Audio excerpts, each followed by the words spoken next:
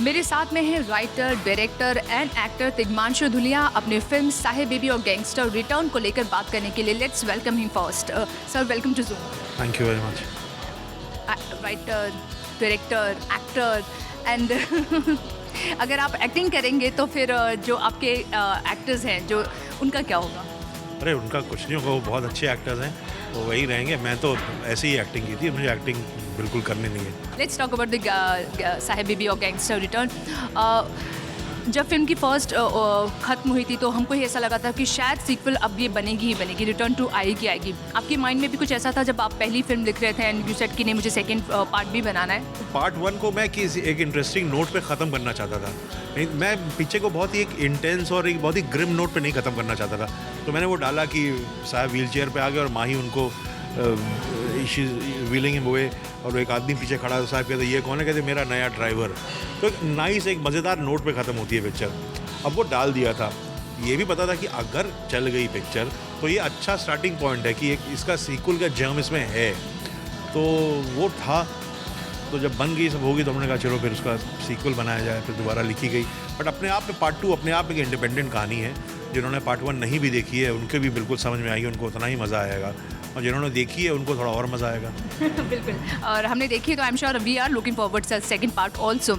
And dialogues की बात करते हैं Tigmanshu, because everybody is talking about the dialogues. इतने tell us something about the dialogues. आप जब आपने लिखे फिल्म को लेकर तो क्या सोच कर और किस तरह से लाइक इतनी स्पाइसी और इतने मज़ेदार और इतने कैची डायलॉग्स कैसे आए? डायलॉग्स क्या है कि एक ऐसी चीज़ है, देखिए उर्दू हमारी भाषा है और उर्दू में कोई भी चीज़ कही जाए तो ज़्यादा अच्छी लगती है। हमारे डायलॉग हमेशा हमारी फिल्मों का एक ट्रेडिशन रहा है अच्छी डायलॉग बाजी का। तो अब वो अगर दोबारा से दौर आ जाए तो मुझे लगता है इट्स अ गुड साइन। बिल्कुल, इट्स अ गुड साइन। लेकिन समवेयर कभी जब डायलॉग्स थोड़े से चीप हो जाएं, सुनने में आपको अजीब लगे कि ये क्या बोल रहे हैं ऐसे, तो वो भी बहुत आपको लगता है ये भी थोड़ा सा कुछ सोचने की ज़रूरत है। एक तरफ आप अच्छे dialogues with the good language के साथ सुनते हैं और एक तरफ आप बड़े बड़े स्टार्स जब आपको वही डायलॉग्स का जो प्रोनाउंसिएशन होता है या जो वर्ड्स होते हैं वो थोड़ा सा अप टू द मार्क नहीं होते हैं, तो यू फील सैड कि ऐसे भी फिल्में बन रही हैं, ऐसे भी डायलॉग्स लिखे जा रहे हैं। हाँ, आई फील, देखिए अश्लील डायलॉग लिखे जा रहे हैं उसके तो सब्जेक्टिव चीज़ है, कोई कुछ लिख रहा है कोई कुछ लिख रहा है।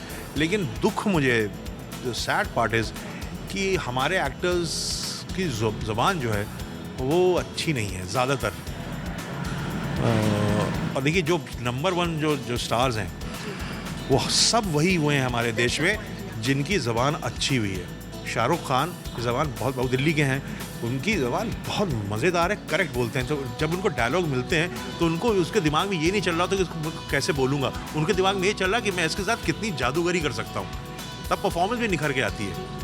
बच्चन साहब, दिलीप कुमार साहब, मतलब ये लोग लैंग्वेज पे क्या कमांड था इनके लिए। डायलॉग बोझ नहीं होता था, डायलॉग के साथ मज़ा लेते थे, तब परफॉर्मेंस निकल के आती थी। अभी के जो एक्टर्स हैं उनको अंग्रेज़ी में सोचते हैं, वो कोई बुरी बात नहीं है, लेकिन फिर हिंदी पिक्चर मत करो ना।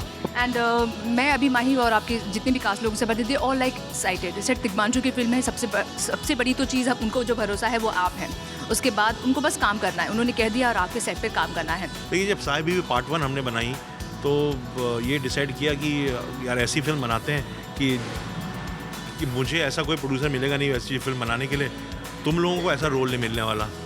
तो ना मैंने पैसे लिए, ना कैमरामैन ने लिए, ना रणदीप हुड्डा ने लिए, ना माही ने लिए, ना जिमी ने लिए, ना साउंड रिकॉर्डिंग, किसी ने, जो मेन लोग थे एक्टर्स और टेक्नीशियन, हम में से किसी ने पैसा नहीं लिया। और वो फिल्म बनाई, फिल्म चली तो, और उस फिल्म ने कम से कम मेरी ज़िंदगी के साथ में मुझे लगता है औरों की भी ज़िंदगी में बदल गई चीज़ें। और आज मैं जो भी कर रहा हूँ इसलिए कर पा रहा हूँ क्योंकि साहिब बेबी गैंगस्टर की वजह से कर रहा हूँ। तो ये फिल्म पार्ट 1 जो है वो पूरी एक, सबने अपनी दोस्ती कंट्रीब्यूट की और सबने अपनी ज़िंदगी के 40, 45, 50 दिन दिए बिना कुछ पैसा लिए। वो बहुत बड़ी बात है, आज के टाइम में कहाँ होता है ऐसा। तो अब आप इसको कैंप के लिए या कुछ भी के लिए, मुझे सर आप यकीन करेंगे क्योंकि इंडस्ट्री में कैंपिज्म चल ही रहा है, लोग उन्हीं के साथ कंफर्टेबल होते हैं जो उनके कैंप में है, उनके साथ काम करना चाहते हैं।